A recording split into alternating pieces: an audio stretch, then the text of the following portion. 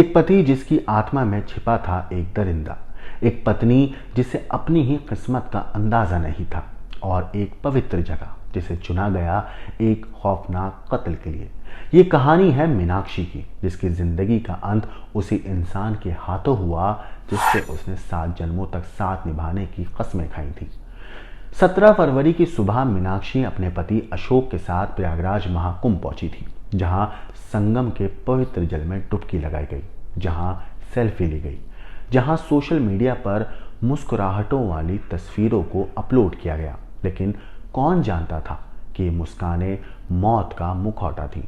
मगर रात के अंधेरे में एक साजिश को भी अंजाम दिया गया।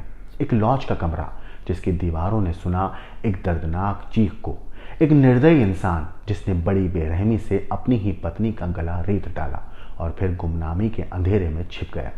अशोक की सोच थी कि भीड़ में उसकी क्रूरता छिप जाएगी, लेकिन वो भूल गया कि हर कत्ल की एक गवाह होती है किस्मत, और किस्मत ने इस हत्या की गुत्थी को सुलझाने के लिए एक रास्ता बना दिया। दरअसल 21 फरवरी को एक बेटी की आंखों के आंसू जो अपनी मां को तलाशते हुए प्रयागराज पहुंच जाते हैं, एक पोस्टमार्टम हाउस जहां ममता लहूलुहान पड़ी थी, और एक सीसीटीवी फुटेज जिसने इस खूनी खेल की परतें खोल दी। पुलिस की पकड़ में आया वो शख्स जिसने शादी के वचनों को झूठा साबित किया, जिसने अपनी पत्नी के प्यार को धोखा दिया, जिसने एक निर्दोष महिला को पवित्र स्थल पर मारकर अपने पापों को और बढ़ा दिया। ये महज एक कत्ल नहीं था, ये एक भरोसे की हत्या थी। एक इंसानियत की हत्या थी इस मामले में, और सबसे बढ़कर एक औरत के अस्तित्व की हत्या थी। लेकिन अब इंसाफ की तलवार उठ चुकी है, और इस खूनी पति का अंजाम क्या होगा?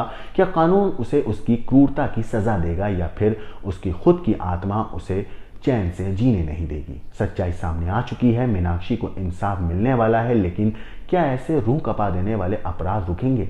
क्या फिर और महिला अपने ही घर में अपने ही अपनों के हाथों मारी जाएंगी? नमस्कार दोस्तों, मेरा नाम है मोहम्मद आसिम और आप देख रहे हैं क्राइम तक। मीनाक्षी मेरी जिंदगी में रुकावट बन रही थी, मुझे उससे छुटकारा पाना था। महाकुंभ इसके लिए सबसे सही जगह थी।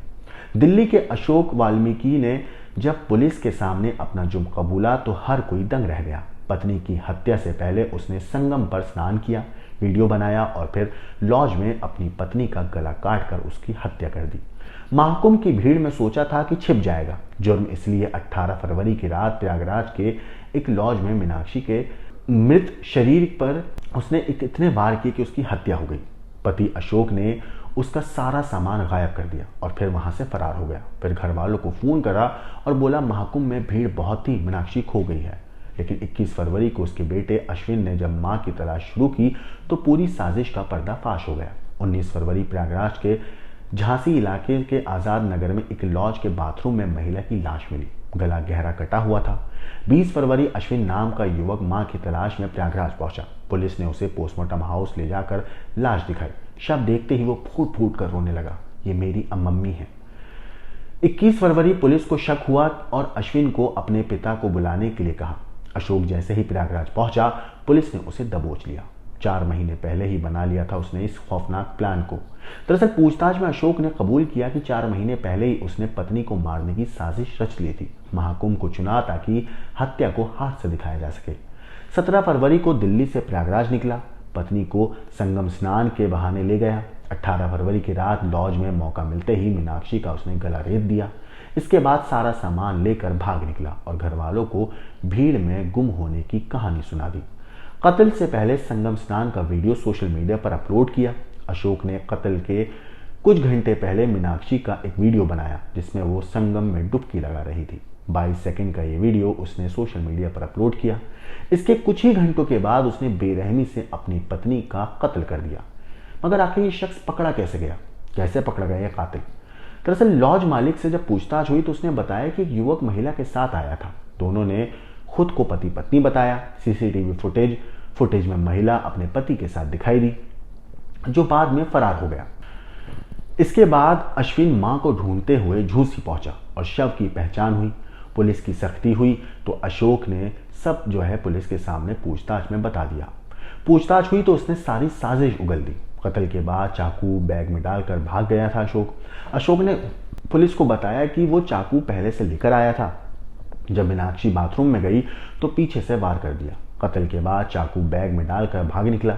उसने सोचा कि महाकुंभ की भीड़ में पुलिस को कभी कुछ पता नहीं चलेगा। झोसी थाना प्रभारी उपेंद्र प्रताप सिंह ने इस मामले पर कहा है कि अशोक को गिरफ्तार कर लिया गया है। हत्या में इस्तेमाल हथियार की बरामदगी की जा रही है। अशोक के असल में प्रेम संबंध थे और ये जो है इसी की अब जांच भी हो रही है।